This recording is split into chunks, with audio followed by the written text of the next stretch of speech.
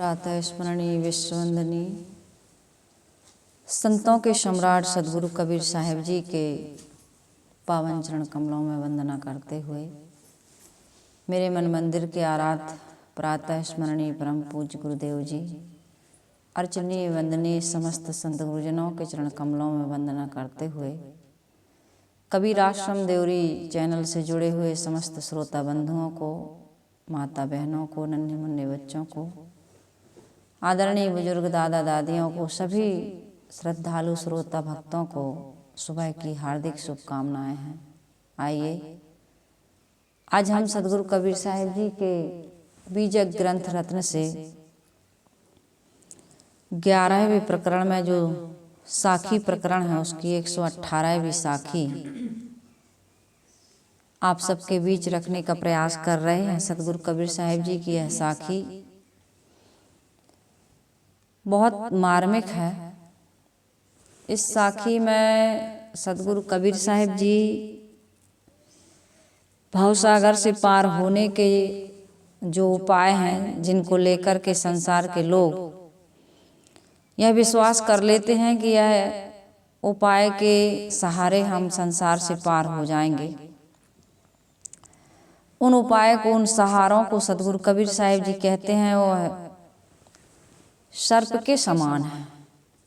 जैसे कोई सर्प का बेड़ा बांध ले, बेड़ा समझती हो, गट्ठा नहीं, जैसे सूखी लकड़ी है बांस आदि की, तो उसमें रस्सियों से ऐसे बांध करके पलंग जैसे, चटाई जैसे लंबा ऐसे बांध करके उसको उस पर बैठ के आदमी नदी से, नाला से, जलाशय से तैर करके उस पार चला जाता है, उसको कहते हैं बेड़ा।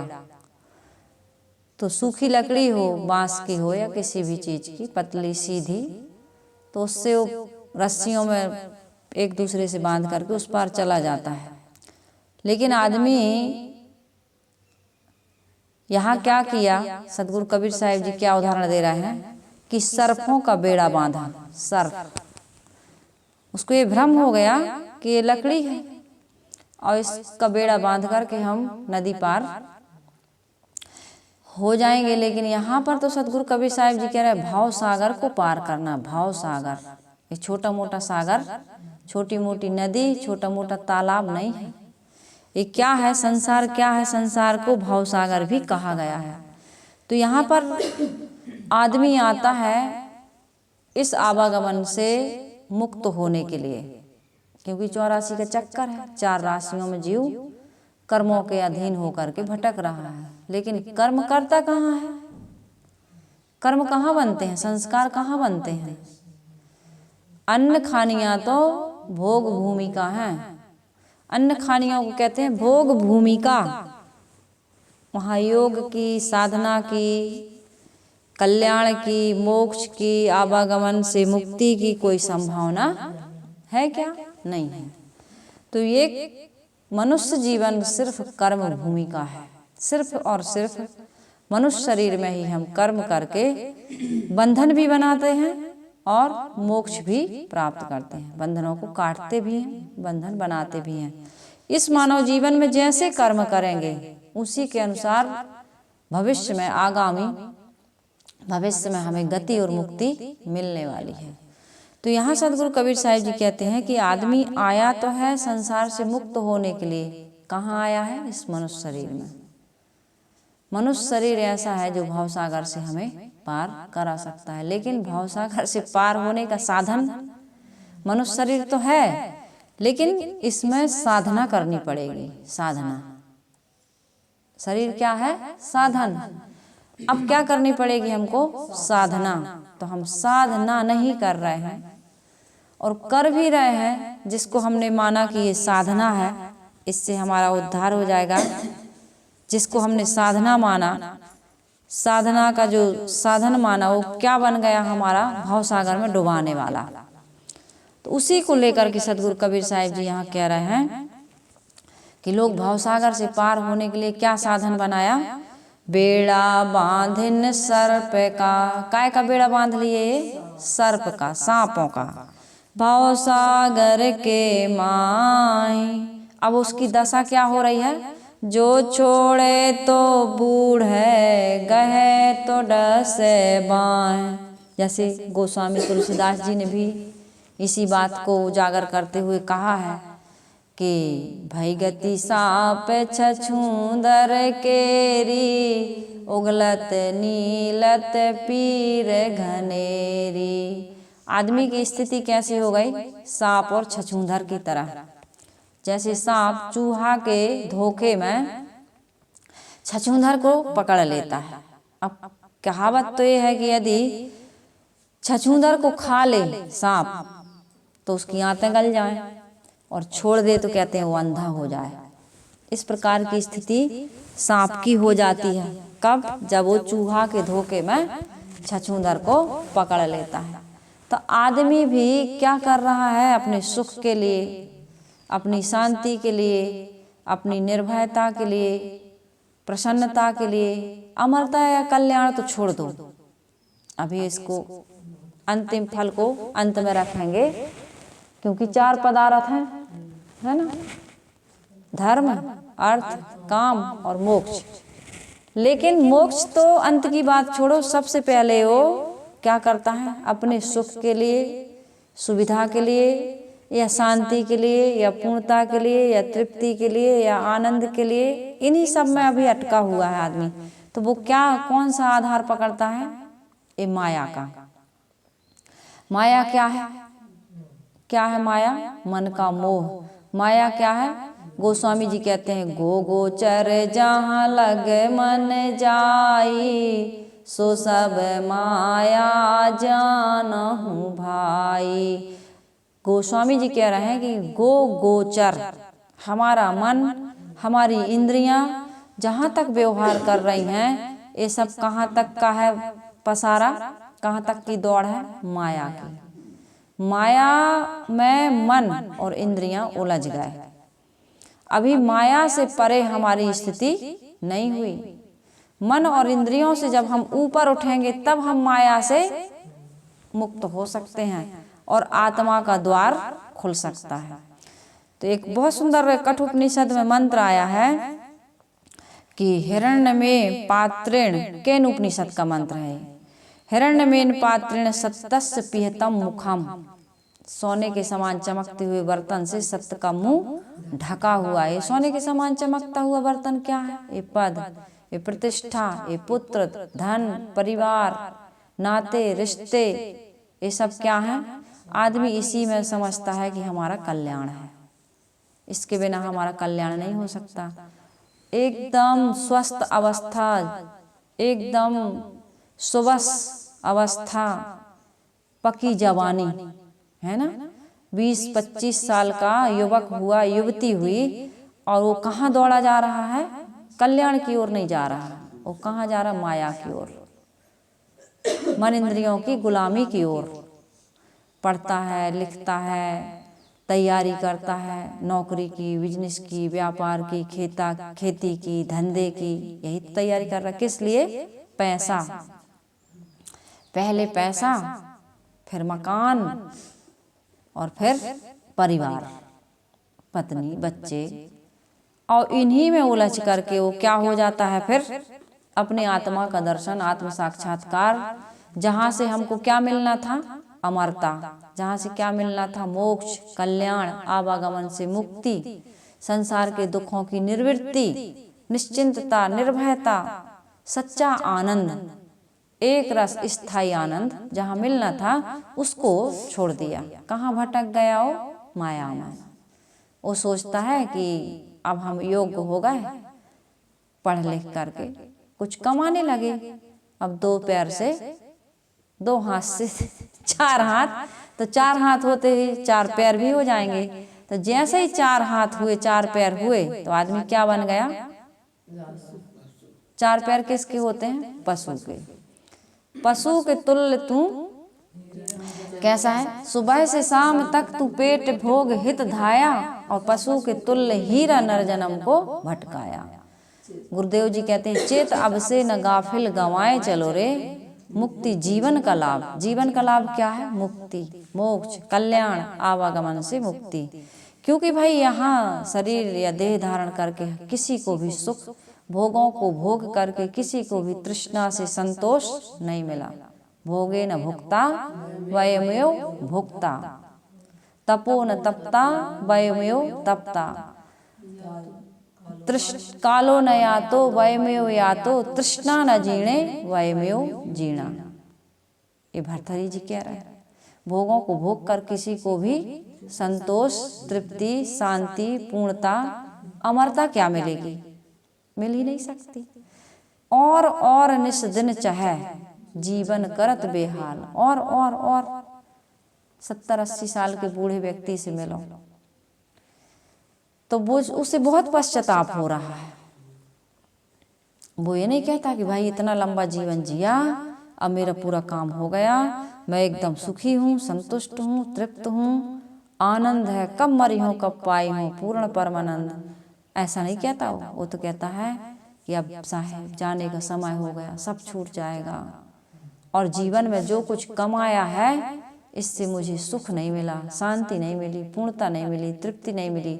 जो सत्संग में जाते हैं, संत गुरु का ज्ञान अपने अंदर रहने और आचरण में उतारते हैं, जो आत्म साक्षात कर लेते हैं, आत्मस्थिति को प्राप्त कर लेते हैं, वो कहते हैं कि मैंने असली कमाई, वो कहते हैं पायो जी मैंने राम रतन धन पायो।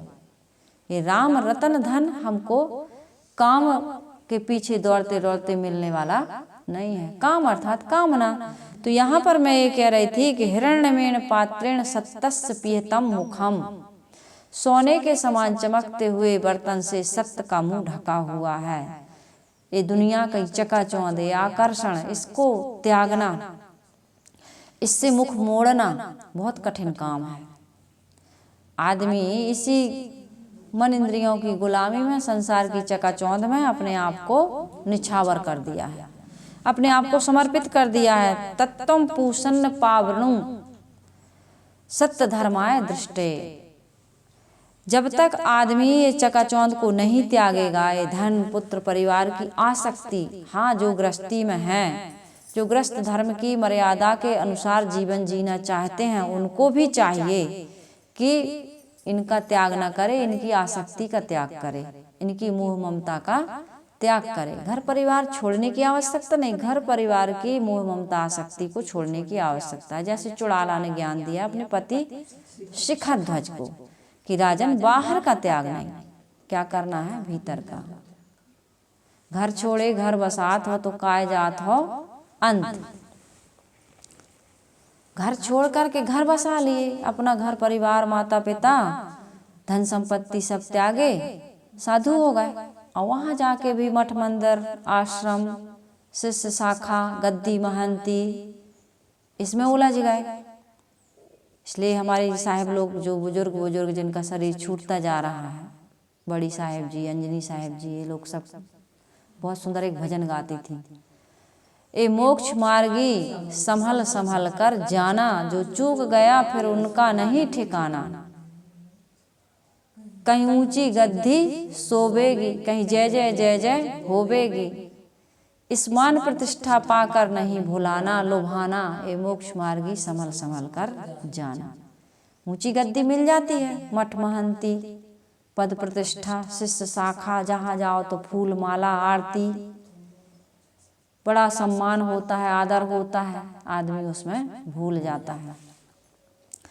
सदगुरु कबीर साहब जी कहते हैं, तन धर सुखिया काहू ना देखा, जो देखा सो दुखिया, और उदय अस्त की बात कहत हूँ सबका किया विवेका। उदय अस्त की शुरू से लेकर अंत तक की, आज तक के इतिहास में मैंने किसी को सुखी नहीं देखा। किसको सुखी नहीं देखा?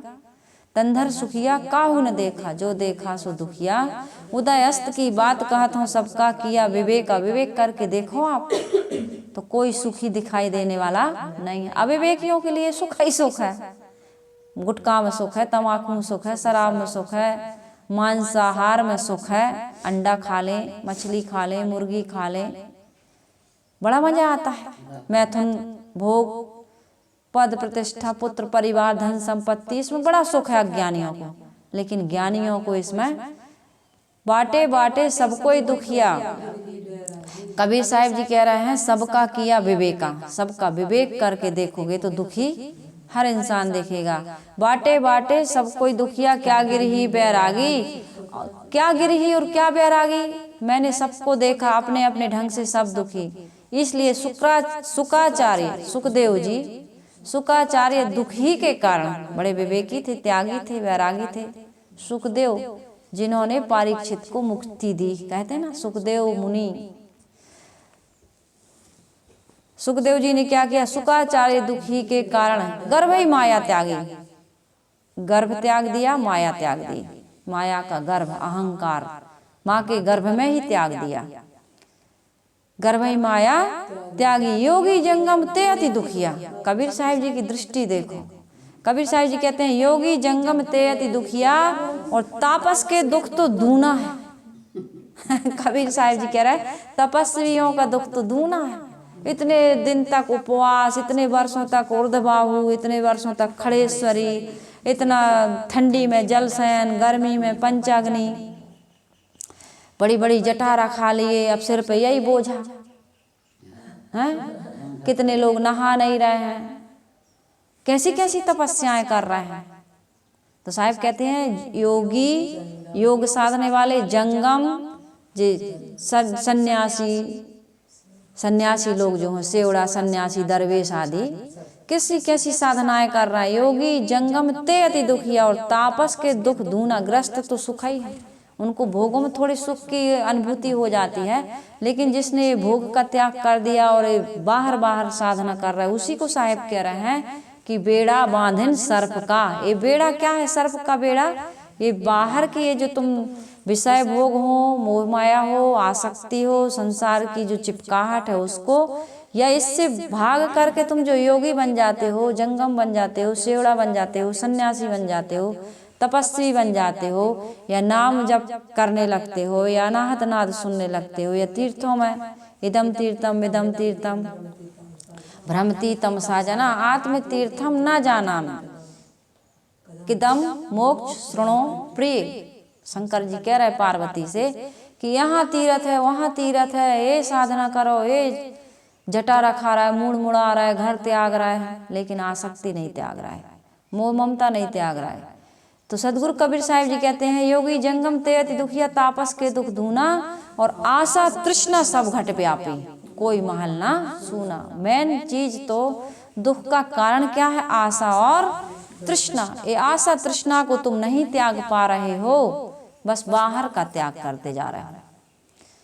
और घर में परिवार में रहने वाले कहते हैं क्या करें साहब, घर गृहस्थी है, बाल बच्चों की जिम्मेदारी है, अब हम कहाँ जाएं, क्या करें, हम तो इन जिम्मेदारी से मुक्त ही नहीं हो पाएंगे। तो कौन कह रहा है तुम्हें जिम्मेदारी से मुक्त हो? सबसे बड़ी जिम्मेदारी तुम्हें क्या है?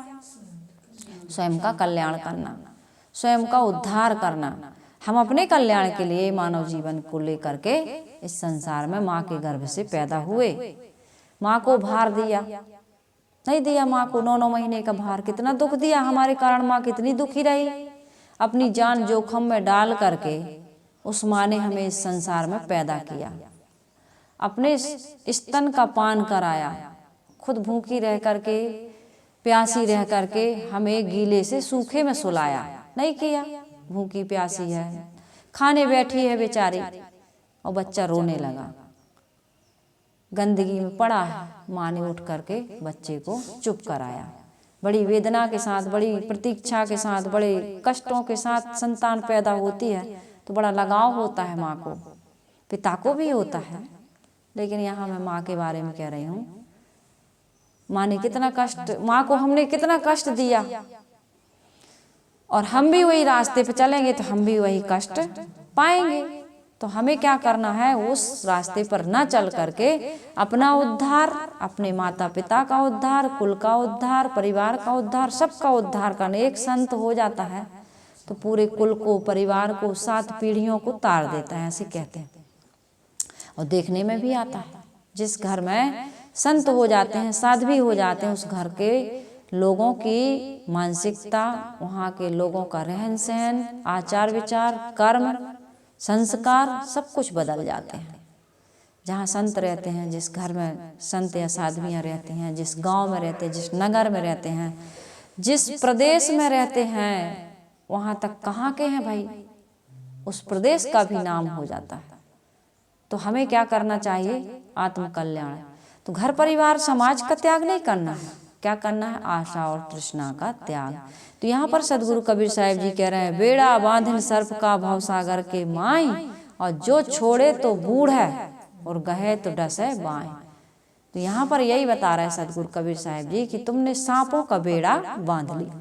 सांप क्या है, आसक्ति, विषयाशक्ति, आसक्ति, कोई भी बाहर के प्राणी पदार्थों की। खास तो यहाँ सदगुरु कबीर साहिब जी इस साखी में ये बता रहे हैं कि जो देवी और देवता हैं, जो कर्म कांड में उलझे हो, चाहे यज्ञ हवन हो जिसकी चर्चा कल हुई है, पूजा पाठ हो, यज्ञ हवन हो, या नदियों में नहाना हो, या व्रत उपवास हो, या कथाओं से केवल मुक्ति हो, या घर त्याग देने से मुक्ति हो। घर नहीं त्यागना है, परिवार नहीं त्यागना है, आपको घर और परिवार की आसक्ति मोह ममता का त्याग करना है। यदि मोह ममता और आसक्ति का त्याग नहीं किया तो आत्मा का साक्षात्कार नहीं हो सकता है। आत्मा के साक्षात्कार के लिए तो हमें क्या करना है, क्या करना होगा, आसक्ति का त्याग करना होगा। आसक्ति का त्याग के बिना, आसक्ति किसकी, जो हमसे पृथक है, जो हमारा नहीं है, जो असत्य है, झूठ है। क्या है हमारा, क्या ये शरीर हमारा है, क्या ये संबंध सत्य है। जब ये बताओ हम पैदा हुए थे तो हमारी माँ, हमारे पिता, भाई बहन या घर के जो भी सदस्य हैं, जिस घर में बेटा या बेटी पैदा होते हैं उस घर को अपना मानते हैं, माता पिता को अपना मानते हैं। कुछ समय के बाद वो घर, वो परिवार के लोग, माता पिता और अपना शरीर भी, सब कुछ बदल जाता है कि नहीं बदल जाता, बदल रहा है कि नहीं बदल रहा, सब कुछ बदल जाता है। शरीर भी वो नहीं रहता, वो माता पिता के प्रति लगाव नहीं रहता है, वो माता पिता भी नहीं रहते हैं। वो घर जिसमें पैदा हुए थे, जहाँ नाल गड़ाई गई थी तुम्हारी हमारी, वो भी बेटी तो छोड़ा ही देती है। बेटी जब तक जवान नहीं होती तब तक उस घर को कितना अपना मानती है। और जब शादी हुई चली गई, कभी कभी दिल याद तो आती है, फिर कभी कभी आती है, फिर लड़की भी कभी कभी आती है, याद भी कभी कभी आती है। फिर वो आती भी है तो पराया समझती है और पराया हो भी जाता है। वो घर, वो माता पिता, वो भाई बहन जिनको अपना मानते थे, बिल्कुल पराये हो गए। पराये के साथ साथ दुश्मन भी हो जाते हैं, कि नहीं हो जाते हैं। उन्हीं से लड़ाई झगड़ा, राग द्वेष, सबसे बड़े शत्रु बन जाते हैं। आज जितने मुकदमा चल रहे हैं, जितनी बुराई हो रही, जितना आदमी दुखी है, जितना आंसू बहा रहा है, दूसरों के कारण नहीं बहा रहा, अपनों के कारण बहा रहा है। अपनों से जो दुख मिलता है, जिसको हमने अपना माना था, अपना है नहीं लेकिन अपना माना था, उसी से हमको सबसे ज्यादा पीड़ा देने वाला कौन, अपना शरीर। सबसे ज्यादा पीड़ा अपना शरीर दे रहा है।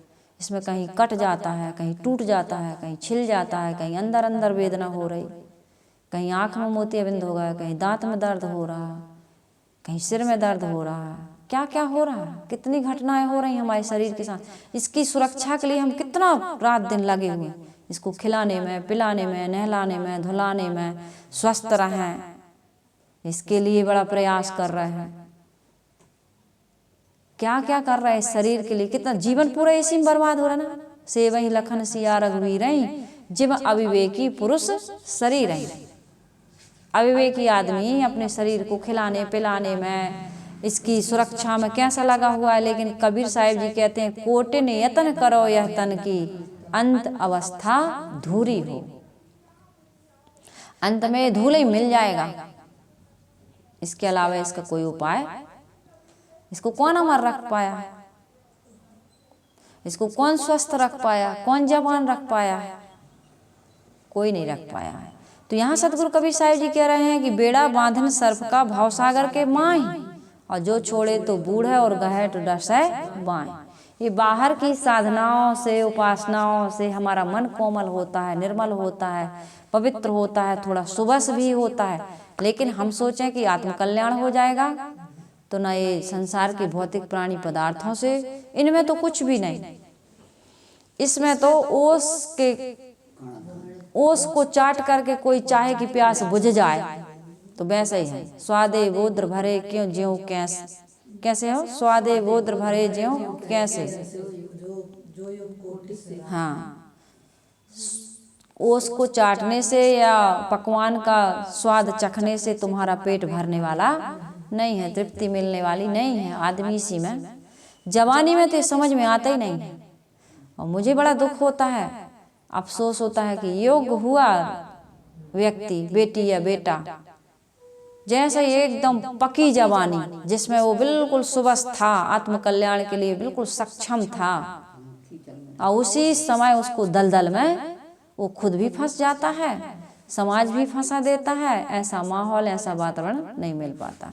इसलिए छोटे छोटे से बच्चों को ये संस्कार देने के लिए संतों को बुलाइए। घर में प्रोग्राम आप मंच वाला कराते हैं, उससे कोई प्रभाव नहीं पड़ता। जो कराता है वो सुन नहीं पाता, समय नहीं दे पाता।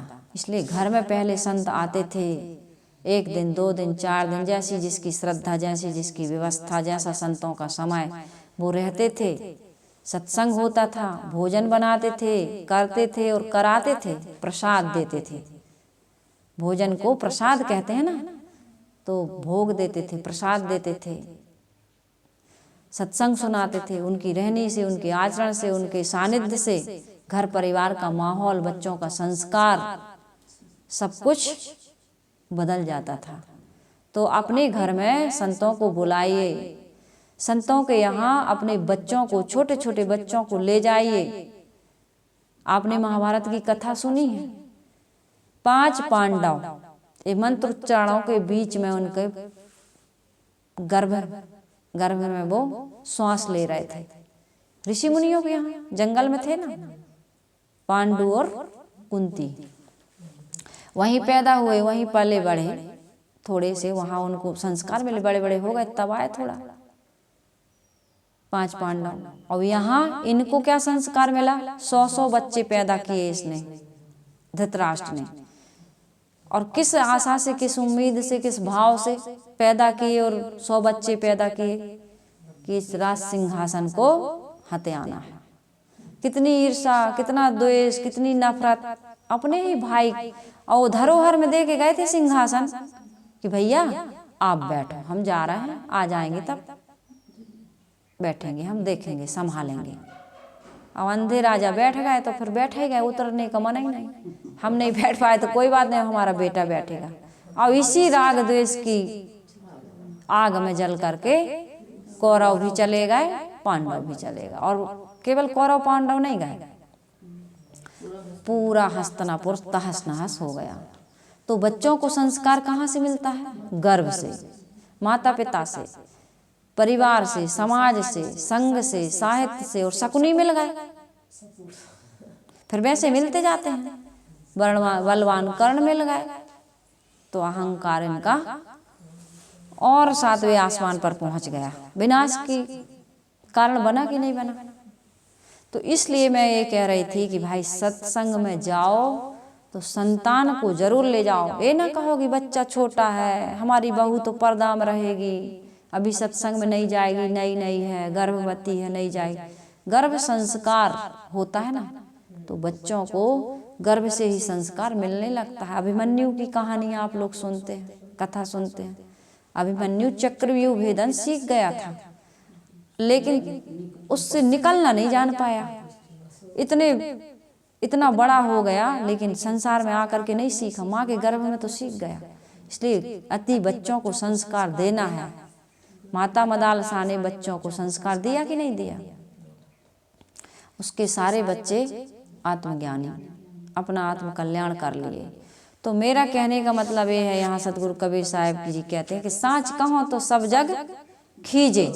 नाराज होता है कि आशा तृष्णा का त्याग करो भाई, घर परिवार का त्याग ना करो।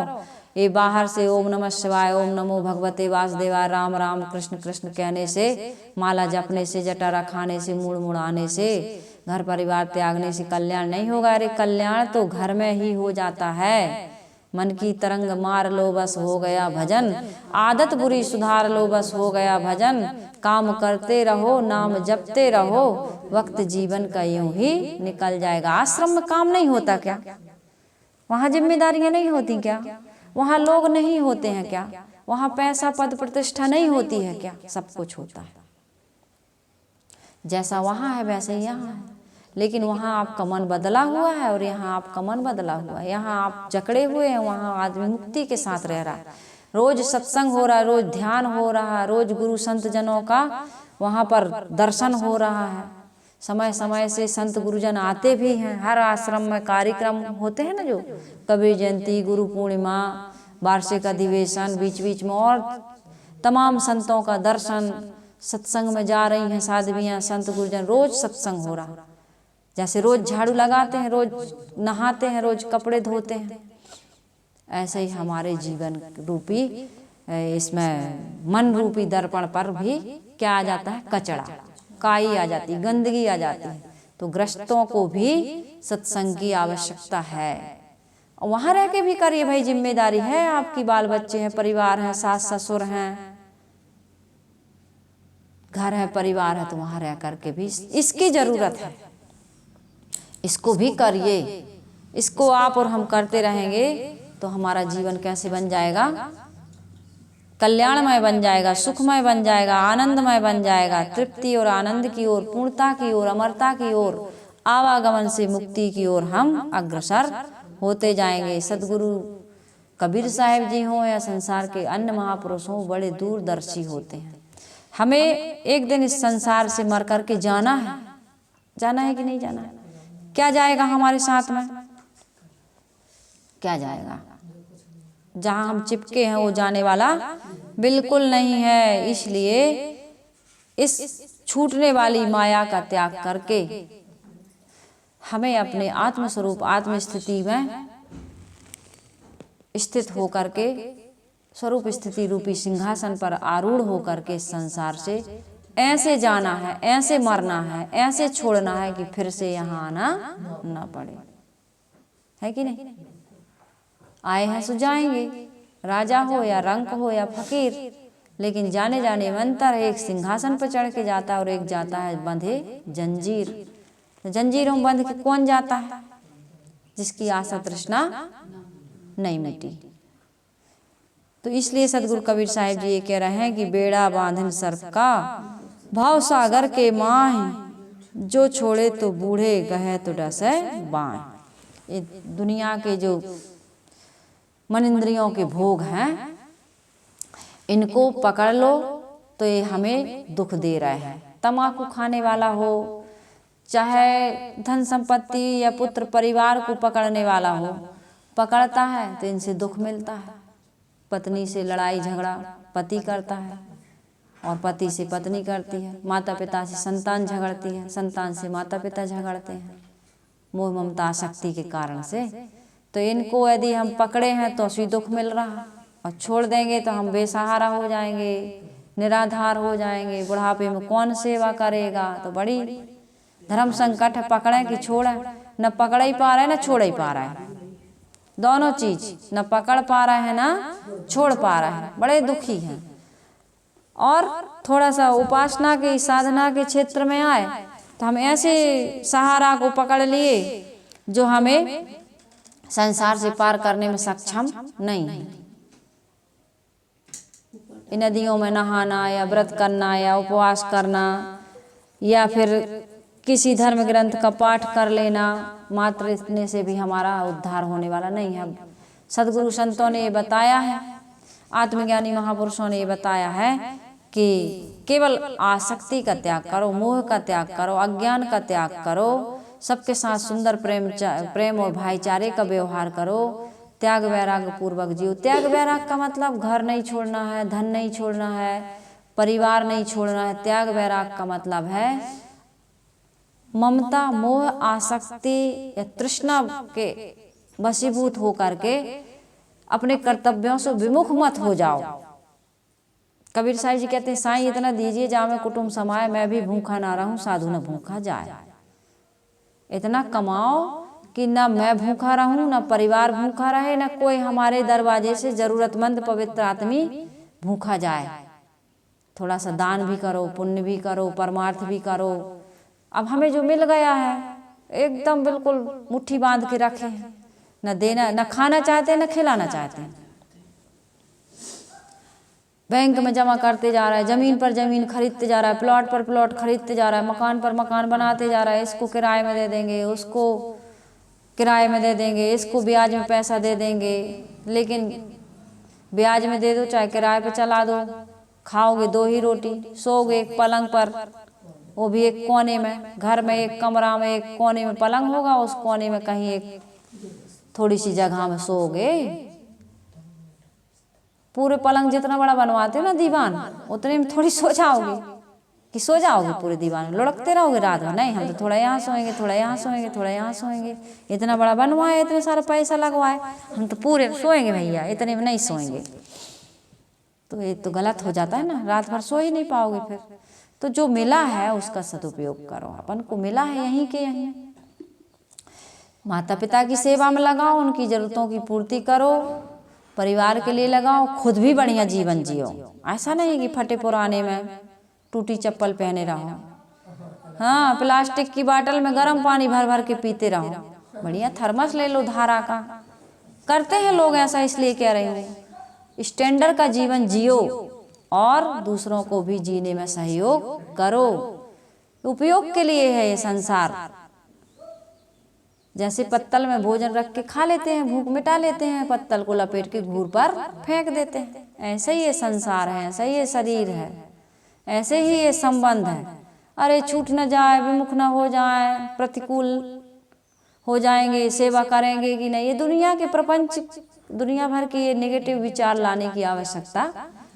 मिलेगी सेवा, पता नहीं तुम्हारा बेटा करेगी कि बेटी करेगी कि बहू करेगा कि परिवार के लोग करेंगे कि गांव के करेंगे कि प्रदेश के करेंगे कि अंत प्रदेश के करेंगे, कोई पता नहीं। तुम्हारा शरीर कहाँ छूटेगा, कैसे छूटेगा, और सेवा की जरूरत पड़ेगी कि नहीं पड़ेगी। निश्चिंत निर्भय प्रसन्न जीवन जियो, और ऐसा जीवन वही जी सकता है जो सबके साथ सुंदर व्यवहार करके अपनी जीवन यात्रा को पूरी करता है, कहीं वो चिपकता नहीं है।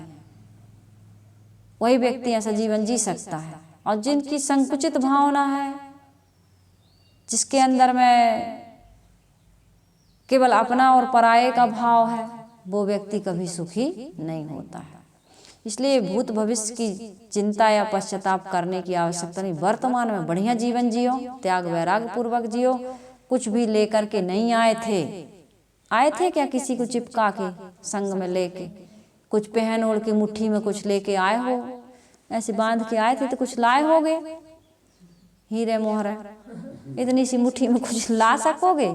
और जाओगे जिस दिन बिल्कुल ऐसे हाथ जाएंगे, हाथ पसारे जाएगा।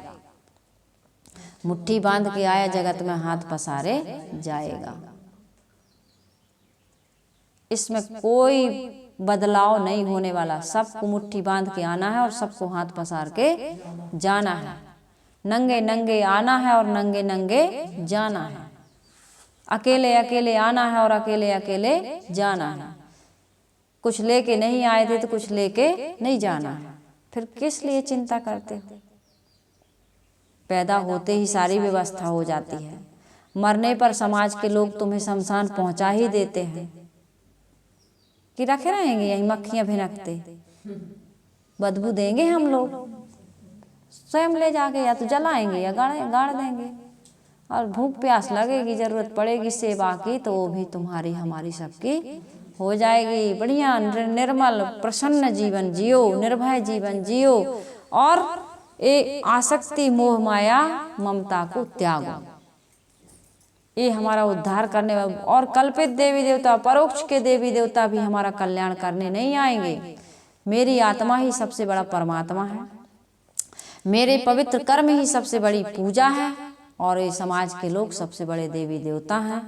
इनको छोड़ करके कहीं भी देवी देवता मिलने वाले नहीं, आत्मा को छोड़ के कोई परमात्मा मिलने वाला नहीं, और मेरे पवित्र कर्मों के समान कोई संसार की पूजा नहीं। इसलिए सब कुछ मिला है, समाज भी मिला है, यही देवी देवता हैं। हमें कर्म करने की सुवस्था मिली हुई, इनके साथ सुंदर व्यवहार करें, यही पूजा है। और हमारी आत्मा, तो मैं आत्मा ही हूँ, हमारी आत्मा कहना भी गलत है, मैं आत्मा ही हूँ। इसके उद्धार के लिए हमें कुकर्मों को, कुकर्तव्यों को, कुखाद्य को, कुवस्तु को, कुजंतु को, कुदेश को, कुमन को त्यागना है और सुंदर जीवन जी करके आत्मकल्याण का काम करना है। हम सबका कल्याण हो, सबका मंगल हो, सबका जीवन सुखी और सफल हो। इन्हीं शुभकामनाओं के साथ हम वाणी को विराम दें। इसके पहले आइए गुरु वंदना कर लेते हैं। वंदन है गुरुदेव तुमको, वंदन है गुरुदेव, वंदन है गुरुदेव तुमको, वंदन है गुरुदेव। काल जाल के फंदा भारी, काल जाल के फंदा भारी, परख लखायो बेव तुमको, परख लखायो बेव तुमको, वंदन है गुरुदेव, वंदन है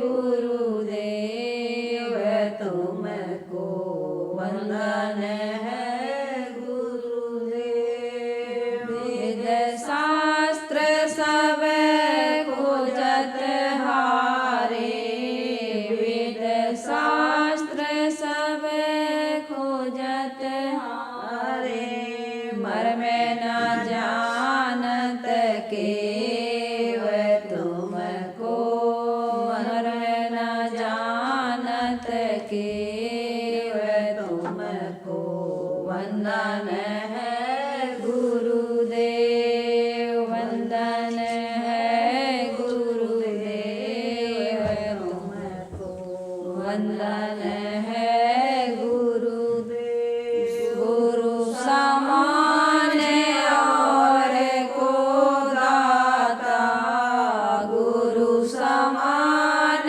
और को दाता, ताकि करिए सेव तुमको, ताकि करिए सेव तुमको, वंदन है गुरुदेव, वंदन है गुरुदेव तुमको, वंदन है गुरुदेव। साहिब कबीर अभय पद दाता, साहिब कबीर अभय पद दाता, पूरण परख समेव तुमको, पूरण परख समेव तुमको, वंदन